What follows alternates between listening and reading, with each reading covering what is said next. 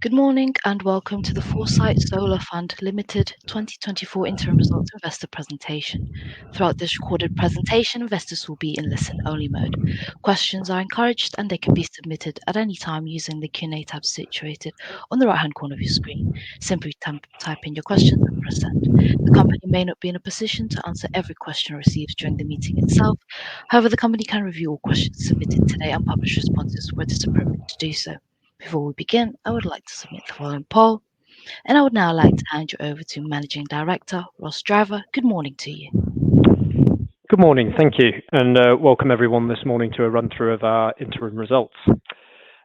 Just a quick agenda there on everything we're going to take you through, and you have this morning myself, Ross Driver, MD at Foresight Group, joined by Toby Verno, and together we are the fund management team for Foresight Solar, with Matthias in the background here, our IR manager as well. Right, so if we kick off and go through it should just say as we're starting off here, we are open to Q&A. We'll look to go through the presentation today, see already a few questions have been submitted, and we'll try to get through as many of those as possible at the end of this presentation. But kicking off with what we see as the key highlights from the first half of the year in H1 2024, it's really been around sort of three pillars as we see it for us. There's the continued focus on capital allocation, especially for investors as the stock does continue to trade at a discount to NAV. So on that, in terms of things that we've increased the buyback program by a further 10 million up to 50 million. It is the largest buyback program in the closed sector across renewables trusts, given the size of the fund.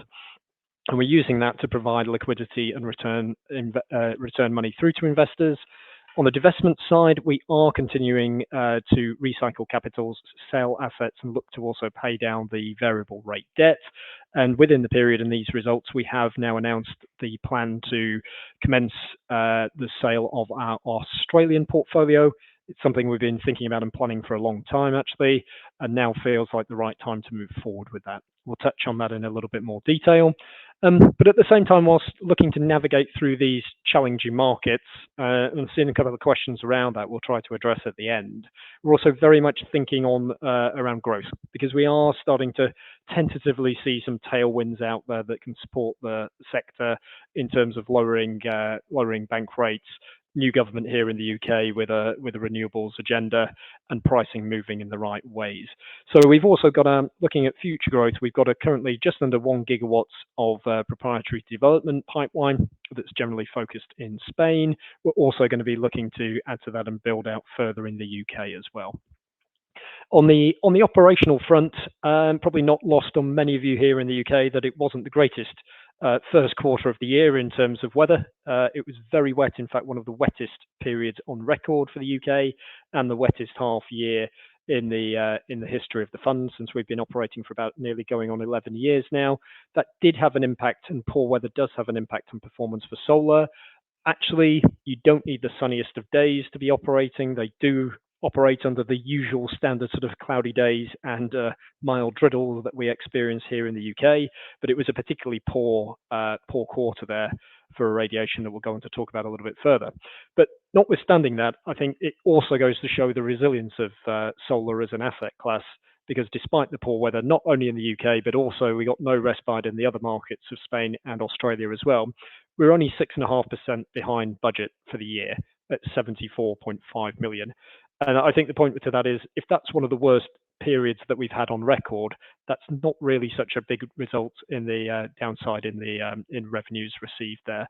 The impact of that on dividend cover was minimal. We dropped from about 1.5 down to 1.4, and we're still looking very healthy in our targets for 25 as well. Distributions from the underlying assets themselves were only slightly down on expectations. And looking at it in terms of our focus more on a total shareholder return basis, the fund delivered just over 10% in total shareholder return over the last 12 months. And then on the outlook, we're well on track to pay our 8p per share target dividend for the year, with a 1.4 times net dividend cover for this year, and then estimated cover of 1.3 times for 2025. Only other point we just really point to on that opening slide there is we continue to feel that the valuation of our portfolio compared to data points in the market and other listed peers is conservative. It's for the UK portfolio about 1.16 million per megawatt there, and we're pretty comfortable in that in terms of our valuations. Right, move on to the next slide. Just a quick recap here in terms of it is a very important focus for both ourselves and the board is the capital allocation strategy. So just recapping on that, actually within the last 12 months to the mid-year, we've actually repurchased now £36 million worth of our own stock. We think that makes sense in terms of looking at it when your own stock has trailed between sort of 17 and 20% discount. It is a good investment to good buy investment metrics to actually invest in your own shares if you believe in them, versus you would have to be making a similar level of IRR out of new investments for that. We've now, the average purchase price of the shares that we've bought back so far is 93.5 pence. We have recently been starting to trade above that as well now. And to the NAV, that has also offered about 2 pence per share of NAV accretion over the period. Looking at dividends, we're currently operating on about an 8.5% yield on the current share price and a well-covered position, as we've mentioned. The divestment program, about a year ago, we sold down 50% of the Lorca portfolio, and we've now moved forward with the sale of the Australian portfolio as well, which is 170 megawatts of solar that we've had for several years, and also some BESS assets that we've developed in-house that we'll touch on in a few more minutes. On debt repayments, we're looking to delivering a number of options there to reduce that rate, apart from just paying down in big chunks from disposal proceeds. We've also been looking to reduce the cost of interest rates. We have a multi-currency facility on our RCF that we benefit from. So we moved just under about 50 million from sterling to Euribor to make some savings on the interest rates there that haven't flowed through into the numbers so far, but should give us about 360,000 of savings for the second half of the year. Okay, I think if we're moving on to the next slide, yep, we will. The headline announcement from these results was that we were commencing the process to sell the Australian portfolio. We have 4 assets out in Australia, and it's we were waiting for the right time to do this in terms of positioning the portfolio, the market conditions, and overall protecting shareholder value out of this. In recent, if we go back about sort of 12 to 18 months ago, there wasn't a lot of activity going on in the Australian market and real interest for solar at the time. We've sort of gone a bit from famine towards feast in terms of that. That's seeing a lot of transactions now in the space, but it's mainly centered around development or operational solar with BESS developments with it, which is why that's something we've been working on. So we've been looking to, there's been a few commercial matters regarding the portfolio we've been looking to work on, and also to restructure the debt there. I think this period of going through this has also allowed us not just to come into a healthier market into which to sell those assets into, but it also provided us the time to self-develop 2 BESS projects, which are located on the existing sites of Oakey 2 and Bannerton, and start to develop those in-house. They are still relatively early stage, but we do feel that they can add some value to the portfolio there. Overall, the portfolio, the assets itself, we think have got some very unique and scarce features. The PPA on the 2 of the Queensland assets are at a fixed price of around $88 per megawatt hour, which is, and these solar 150 PPAs that we think are very scarce, and the sort of contracts that you won't see again in the market in Australia. So they will be relatively attractive. And what we're saying at the moment is that the proceeds, we are starting a process now. We've given ourselves a time frame of into H1 2025 to complete this transaction, working with advisors.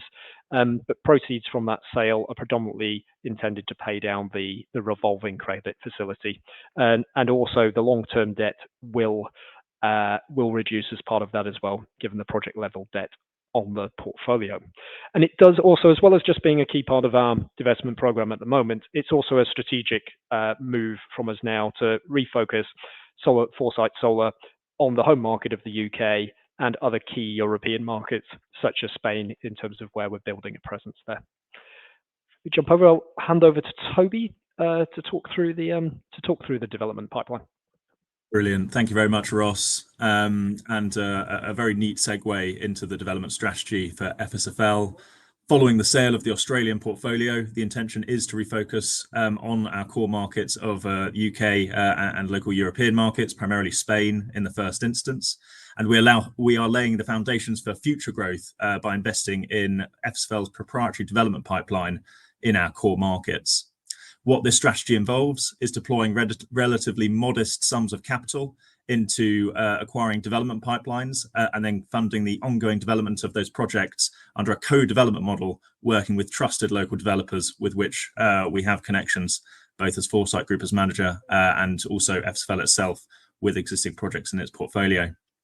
Now, we covered the development strategy in quite some detail at the recent capital markets event in May. For any investors who weren't able to attend that event, we'd direct you to the company website where you can find links to the recordings of the presentation and the materials that were shown on that day. So you can see the targets and projected returns that we envisaged could be secured through the development strategy. What we instead want to dwell on today is to take an opportunity to dive into the outlook for our core markets of the UK and Spain. If we could move to the next slide, please, Mateus. Starting with Spain, it is one of the biggest utility scale solar markets in Europe, and it is set to continue to be with its ambitious targets for decarbonisation and solar build out by 2030. They are targeting circa 81 gigawatts of solar capacity by the end of the decade, which is a huge volume on top of what has already been deployed there. The revenue model for Spain is underpinned by a very mature corporate PPA market, where you can sign up projects to long-term offtake agreements with strong credit counterparties for as long as 10 to 15 years, either at fixed price or fixed with indexation.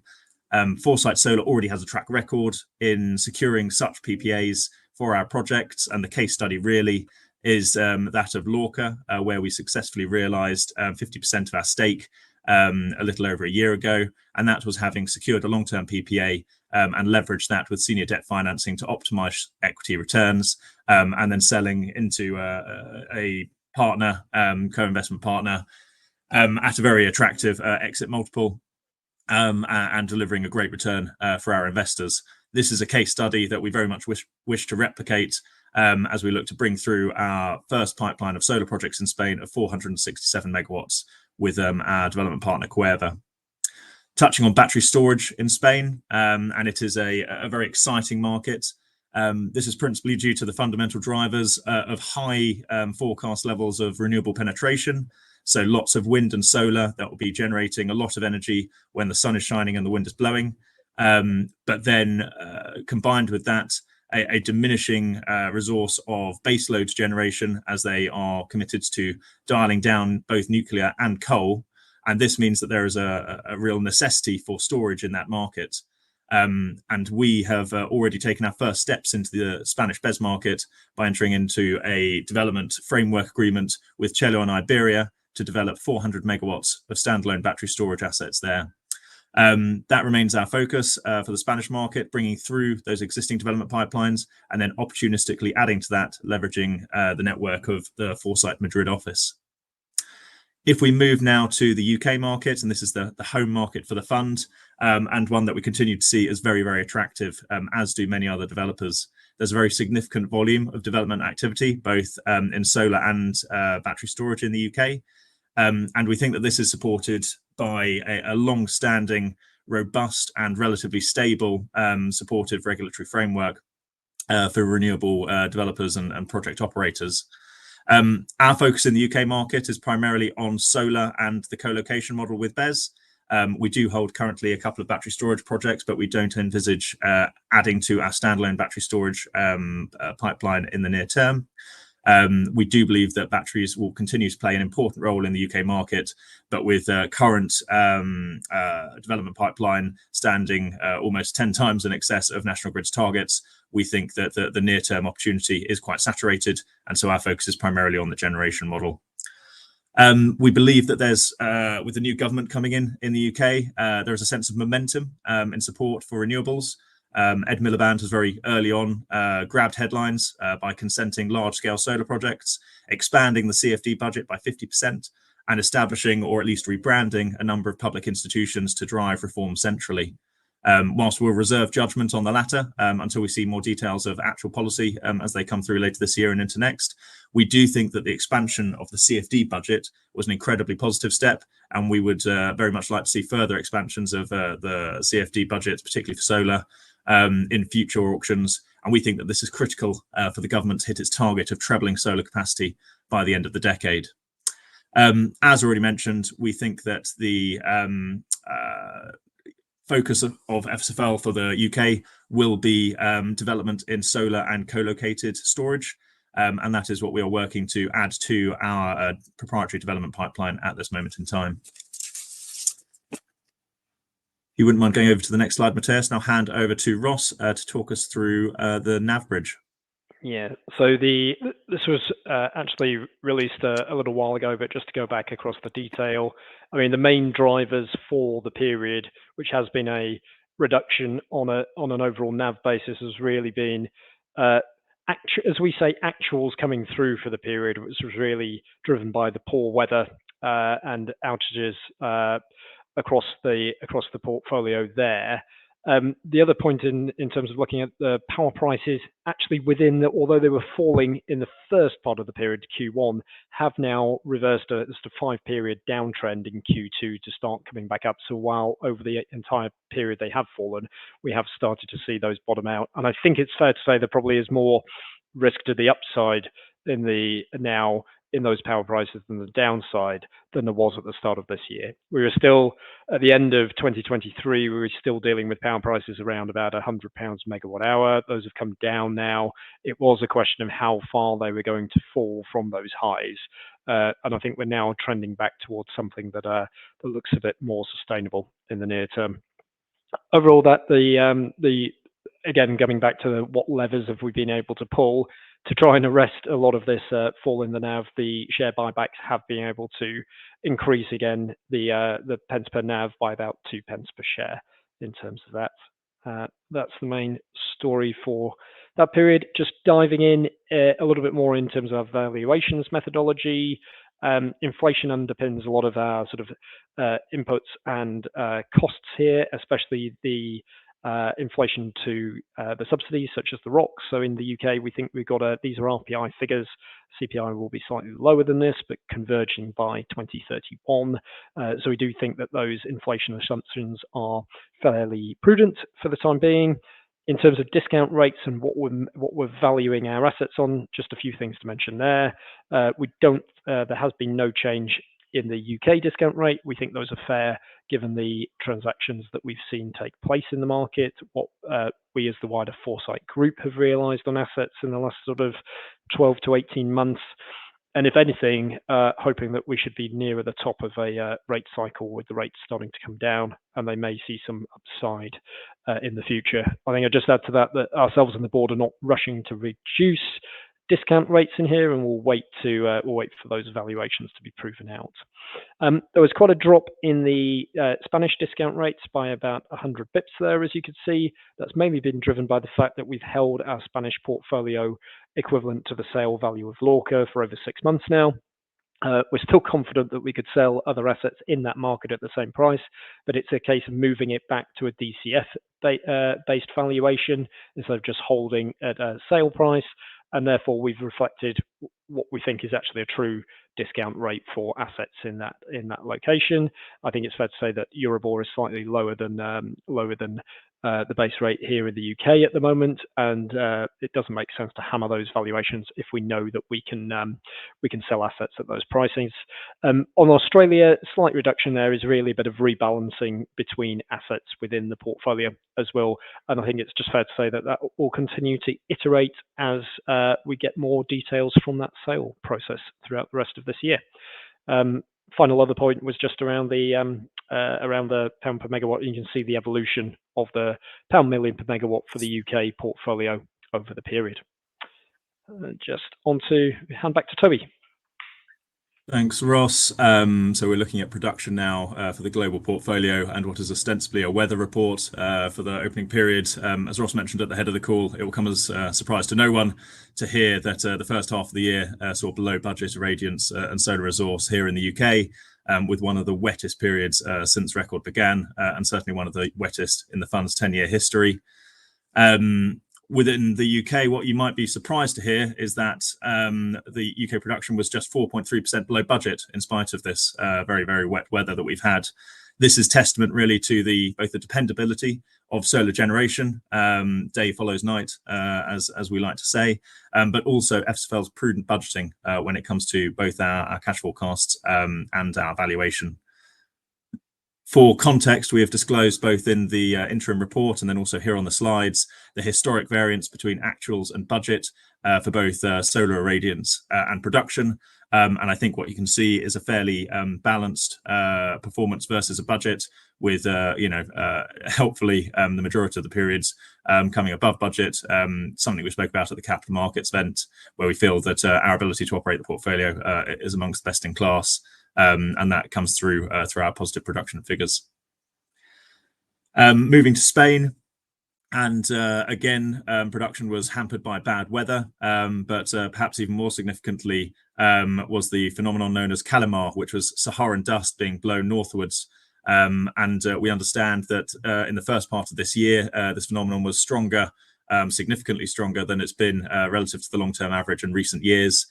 We envisage that this is a one-off and will return to a more base case going forwards.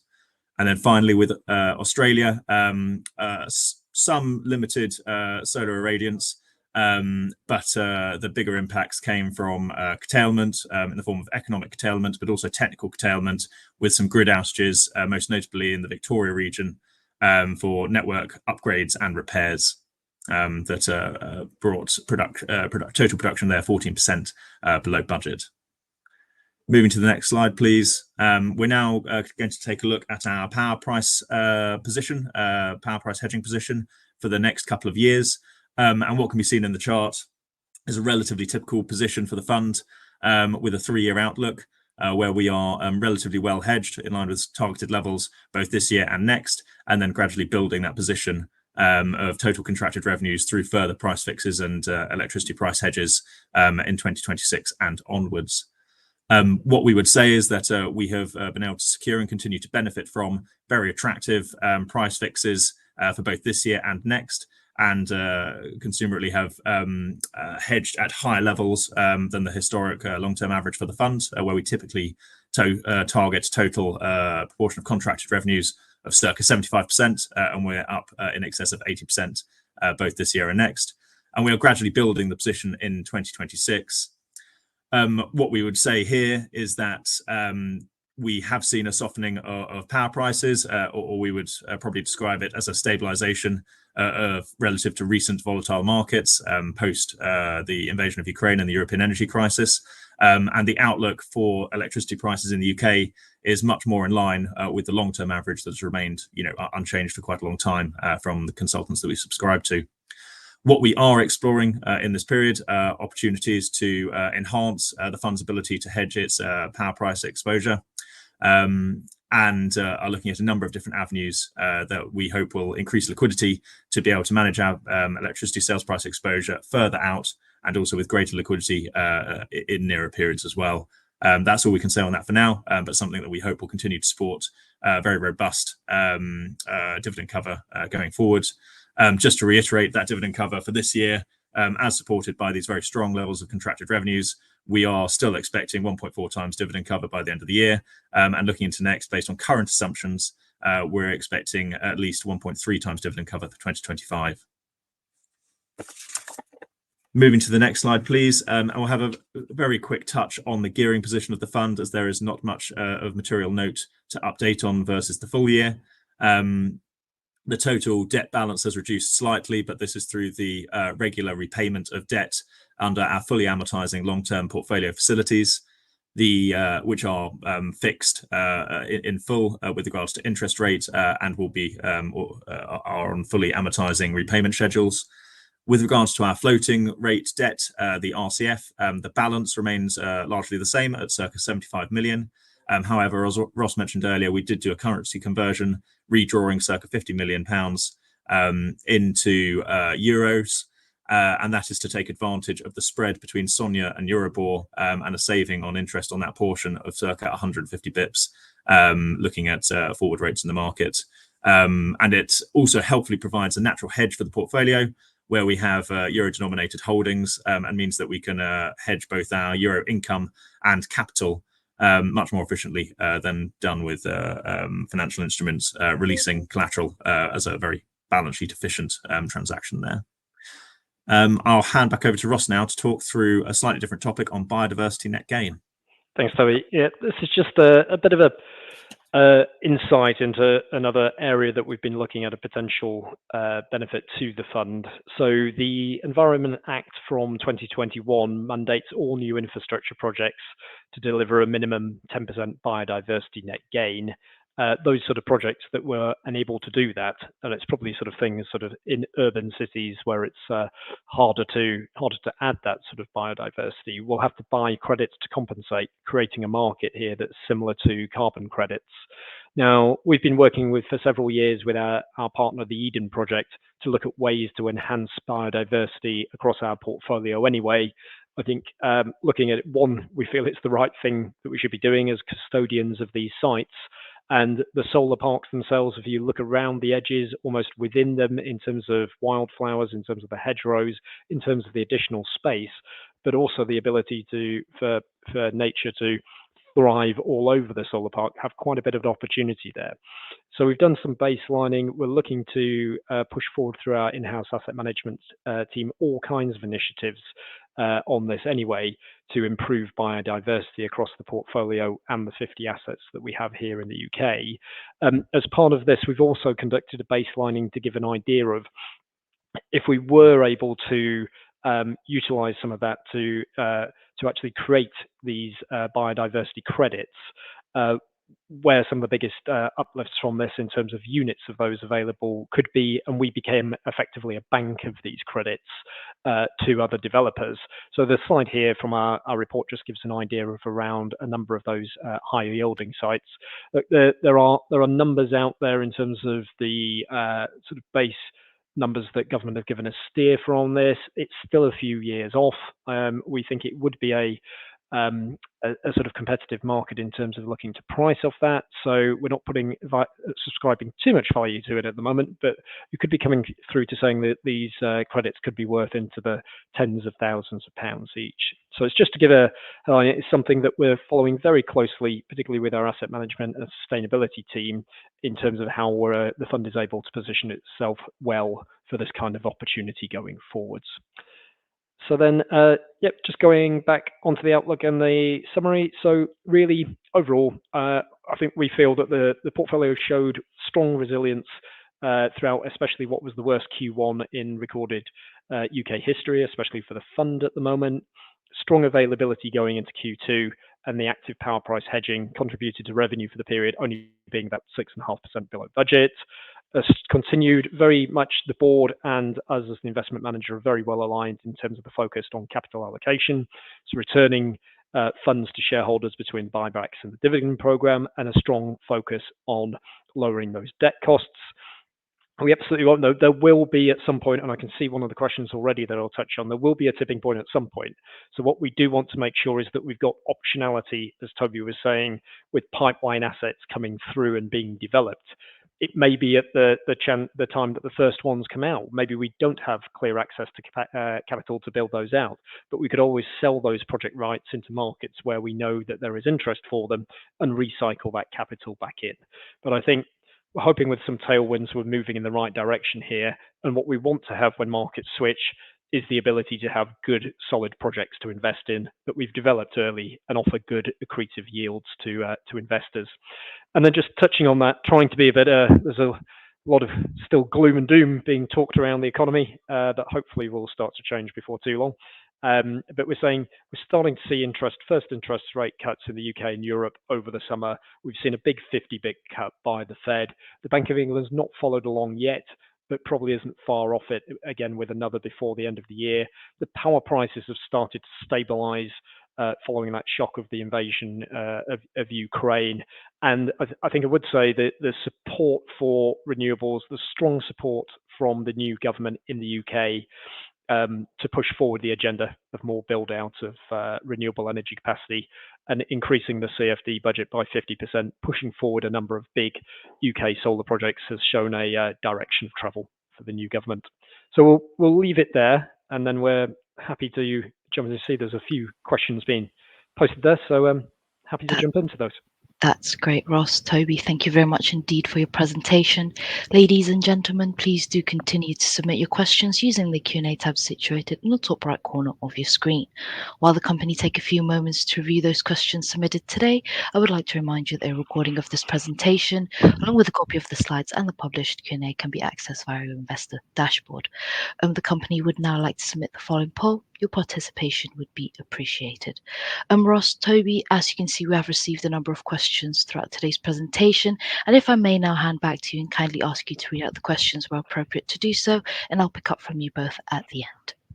That's absolutely fine. Thanks very much. So I think if we run through these and we'll try and maybe cover them off together. Look, good question at the outset I can see here is how dependent is the share price on ultra low interest rates? Well, look, I'd say to that is we don't feel that they're going to go back to the levels of the last 10 years. So I think all of the renewable sector funds and even sort of listed infrastructure more generally, I think were born in an era of low interest rates. There's been a real differential there. There was a real differential in terms of the yields that were available on the listcos.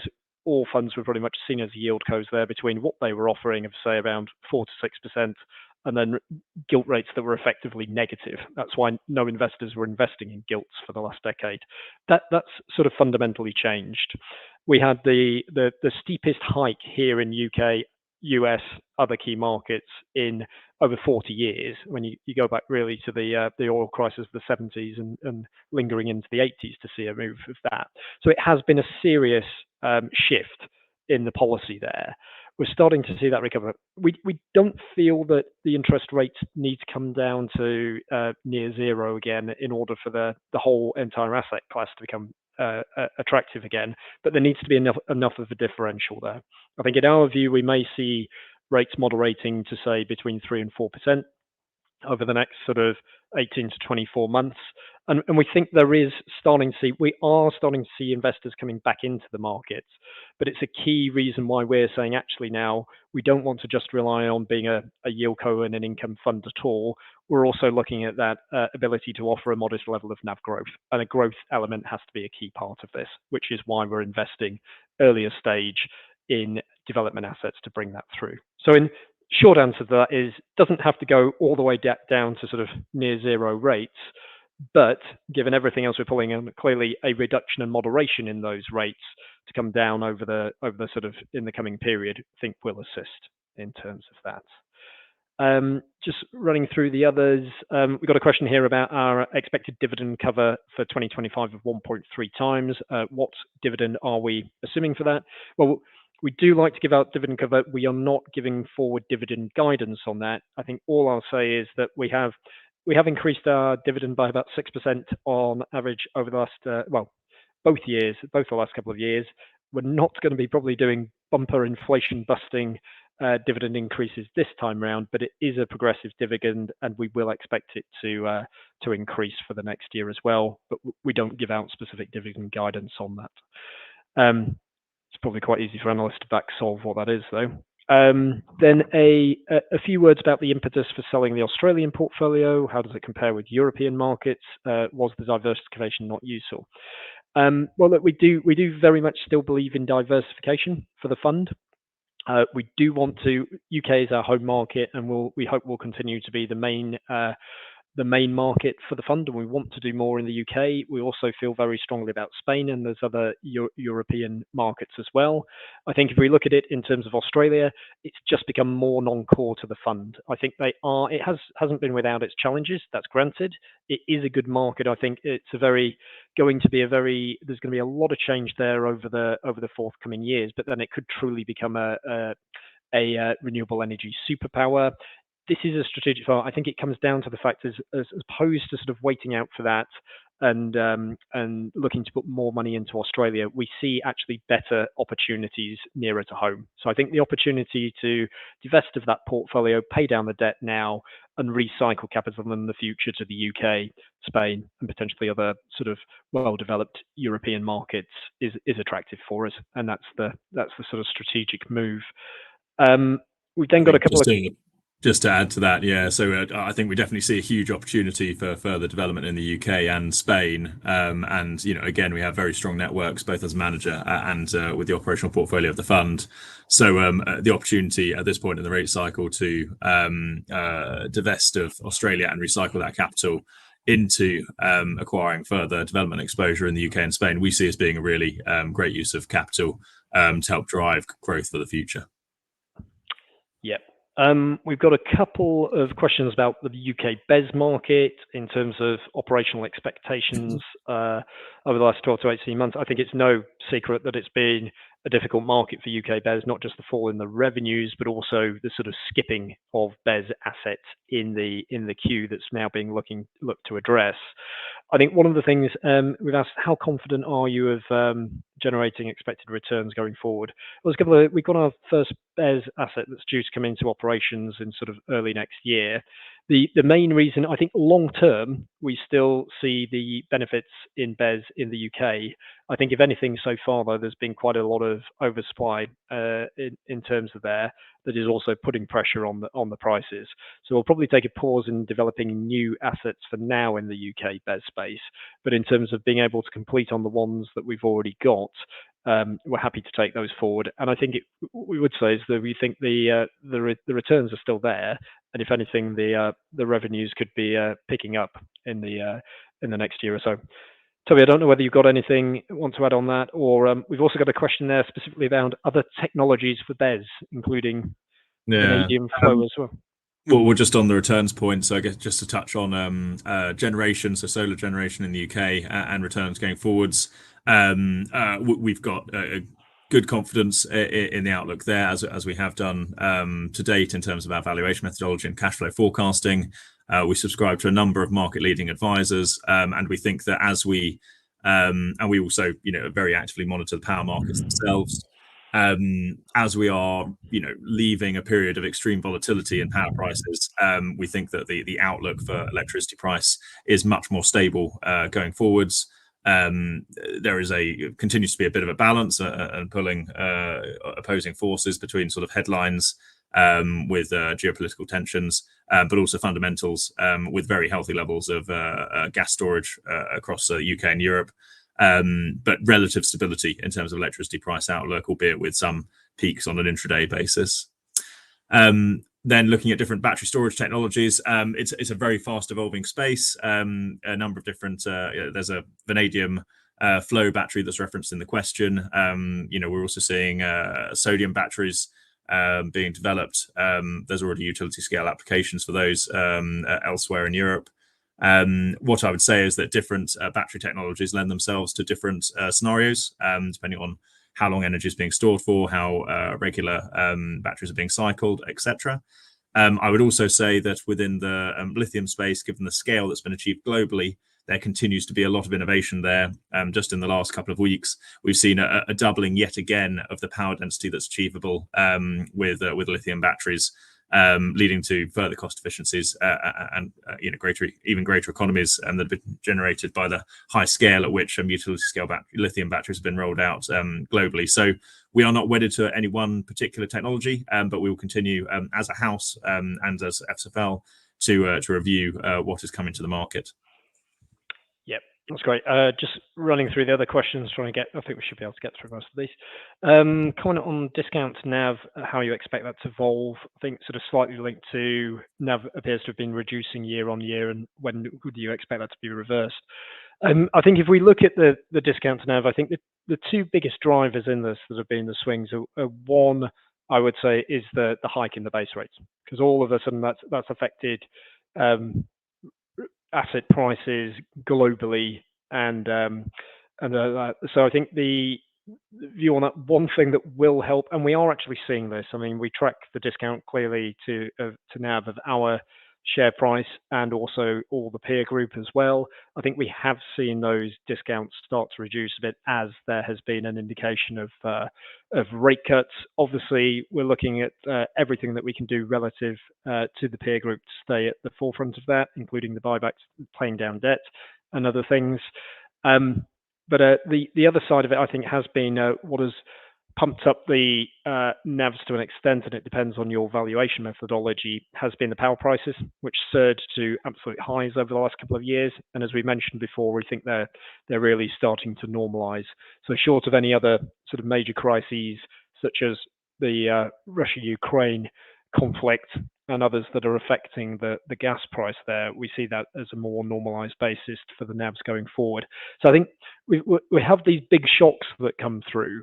I think what we're looking for as a long-term investors, what we're looking for is outside of those, how do we continue to add to the NAV in a more stabilized environment? We can't manage alone these kind of big shocks, but if we can look to offer 1 to 2 pence of regular uplift to the NAV through bringing through development projects, selling them on, or adding those and being able to mark down the valuations as they risk out, if we do that on a long-term day in, day out basis and year on year, then we will start to see that increase in NAV over time. But that's outside the course of sort of normal shocks on the market there. There was one more I've just seen here on we made a point around a greater focus on co-located battery storage affecting future returns. I think it's and moving away from pure play solar. It's not that we're moving away from pure play solar. I think really as part of it, what we say is as the sort of sites get bigger that we're investing in here, it's more natural to have a level of co-located storage within them to help balance the grid. So it's just a factor of the projects are getting bigger and bigger, and there are potentially some synergies there and some savings on cost. I think, Toby, anything to add to that one particularly? Not much else to add. I guess one of the key benefits of co-locating with battery storage as opposed to sort of connecting next door or adjacently is reduced losses by directly connecting to the batteries themselves and being able to charge your batteries at times when you can sell your solar power for less than you would do otherwise if you were to sell it later in the day. So the economics for co-location continue to improve, particularly as there continues to be innovation in the space. And so we do view the co-located model, particularly for larger projects, as being accretive going forwards. But as Ross mentioned, very much not moving away from pure solar, and we are looking at a number of pure standalone solar opportunities as well in our pipeline. Yeah. There's one more I noticed on here. It wasn't trying to duck away from, but I think it was a good one to sort of wrap up with. It was the question around possibilities for combining other renewables trusts to enhance valuation and reduce costs, so M&A in the market. I think looking back on this, and there's only so much we can say, clearly being a listed trust, but I think between ourselves and the board, we've very much been looking at all options to enhance shareholder value here. I think just looking there hasn't really been much in the renewable space. It's different from the listed REIT space and others. There's probably a couple of reasons for that. Is there's not maybe been as much variance between the discounts, so you've not got trusts that are trading on far tighter discounts than others, being able to sort of show that benefit through to investors out of it. And actually, you need to be able to make synergies and savings within the returns versus the cost of doing these transactions, which are very, very significant as well. I would say that we do feel that our cost basis is very competitive versus the sector. So I just say I wouldn't rule it out. You have seen a couple of moves tried in the market that they've not come off. So it is something we continue to consider and look at. Obviously, can always only say so much about it at the moment. But I just think there's structurally some more challenges to overcome there in the renewable space than there may be in others, where we have seen greater consolidation. I think hopefully out of that, I think that's everything we're able to sort of say today. That's great, Ross. Toby, thank you for addressing all those questions for investors today. And of course, the company can review all questions submitted today, and we'll publish those responses on the Investor Meet Company platform. But before redirecting investors to provide you with their feedback, which I know is particularly important to the company, Ross, could I please ask you for a few closing comments? Yes, no, thank you everyone for joining us this morning. I do think, as we say, there has been challenges in this market, impacts on NAV and share prices driven by macro factors and also the very volatile power prices.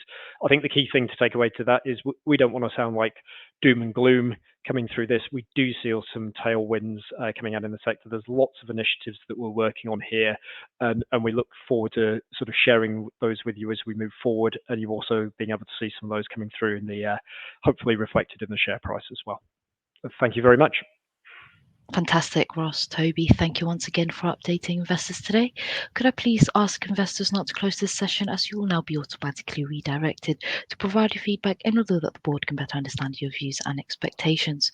This will only take a few moments to complete, and I'm sure will be greatly valued by the company. On behalf of the management team of Foresight Solar Fund Limited, we would like to thank you for attending today's presentation, and we wish you all a very good afternoon.